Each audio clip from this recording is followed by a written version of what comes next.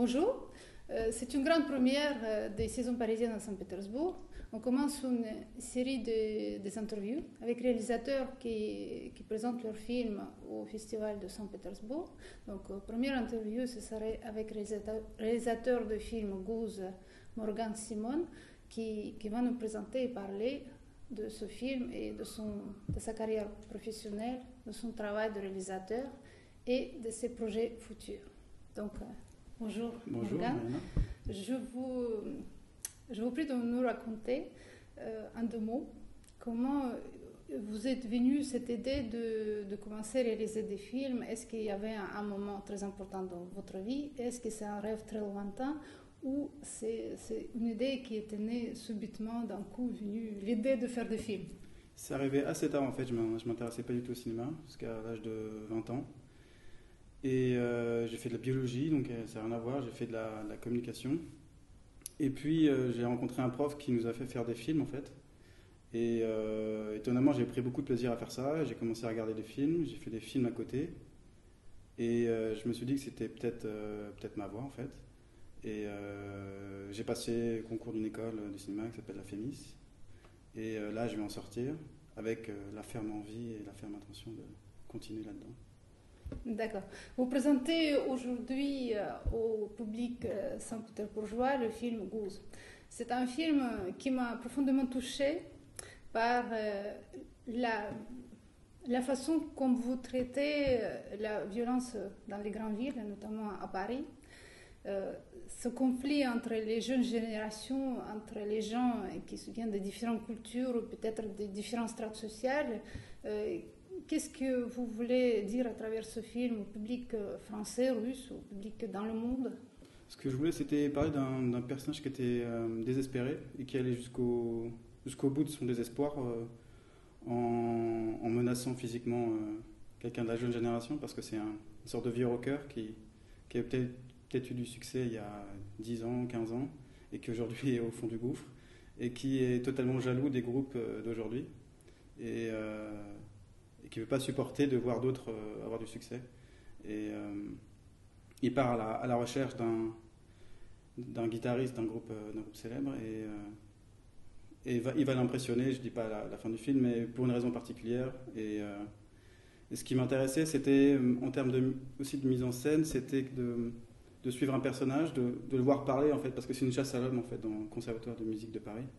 Et c'est une chasse à l'homme qui est à marche lente. Et le personnage fait des monologues, en fait. Il raconte sa vie. Et mine de rien, on comprend un peu ce qui se passe, l'état de la société française, entre guillemets, dans ses paroles, dans ce qu'il raconte sur le fait qu'il mange un sandwich Starbucks et qu'il préfère ça au sandwich de boulangerie, comme même les Américains nous ont battus là-dessus. Et c'était ça qui m'intéressait, c'est que c'était un film assez sombre et en même temps assez touchant sur un personnage qui a envie de revivre quelque chose qu'il a vécu. Est-ce que pour vous, ce film a transmis un message plutôt optimiste ou pessimiste? Il y a une voie de sortie ou il y a un point d'attente, il y a une solution que vous proposez ou simplement vous constatez le fait? La solution que je propose, c'est la violence, quoi. La violence fonctionne. Parce qu'il arrive à obtenir à la fin quelque chose, quoi. Il part comme ça, on le montre partir dans sa folie sur son scooter déglingué et en train de crier. Donc vous constatez le fait que quand même c'est la loi du plus fort qui règne. C'est un peu la loi du plus fort et le fait de se faire justice soi-même, c'est surtout ça en fait. D'accord. Je viens des banlieues et j'ai l'impression que ça m'a imprégné. Mais justement, est-ce que vous pouvez nous dire de vos influences, qu'est-ce qui vous a conduit vers ce genre de thèmes? J'aime bien les films qui sont très liés au documentaire, comme les films des frères Dardenne ou un film russe, c'est Ils mourront tous sauf moi, qui est un film qui m'a marqué, dans le sens où c'est des plans séquences en caméra portée, on passe d'une pièce à l'autre, on passe d'un personnage à l'autre, comme s'il n'y avait aucune règle dans ce qu'on faisait, et ça m'a beaucoup marqué. Et en même temps, je balance ça avec des influences plus du cinéma indépendant américain, comme Gus Van Sant, je pense que tout le monde aime au moins un de ses films, et qui sont plus doux en fait. Et du coup, mes films, j'ai l'impression, mélange ce côté un peu brut et dur et en même temps quelque chose de très doux, comme s'il y avait beaucoup d'amour pour les personnages. D'accord. Oui, tout à fait. Moi, j'ai ressenti beaucoup de sympathie et de compassion, justement, Oui, oui. pour Il n'y a pas de jugement, il y a personnage. juste, on essaie de le comprendre, quoi. Tout à fait. Tout à fait, on ressent ça. Mais est-ce que vous, pour ce style de cinéma, quel futur vous prévoyez dans votre carrière? Comment vous le voulez aiguiser? Comment vous voulez le traduire dans les longs métrages, courts métrages, documentaires? Qu'est-ce qui est votre souhait dans le futur?